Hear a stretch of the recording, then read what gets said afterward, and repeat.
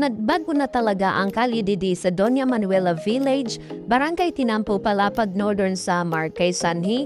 At pagidadag kuy mandos hindi di ang bato nga pinanampok kay malubak indidi tapos inggap italaga delikado. Ano kay pwede ka magbaliskan sa ning scooter. Niya kay parang agyak sindidi, may sindidi ng insisikadi nga mga tao nga akon mga kila, mga kasangkayan ug sugad mga katrabaho. Pero yan na giveaway sayo man daw mahahamis na ang kalye, ngam bisan ko pa daw didi mag-inagi-agi pabalik-balik ing gabi, dili ka mahuhulog. Ano? Ngan safe na safe ka na. Maupay talaga ang mga barangay officials nga mayaon talaga proyekto sugad sinising kalye para sa mga tuminungnong. Kaysa do barahaonin didi tapos may lamaw talaga nga perminay stuck sa kalye.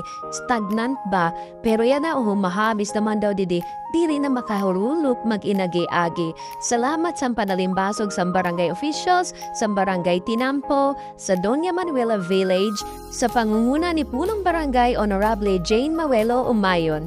Padayon ang pag-uswag dinhi sa Palapag.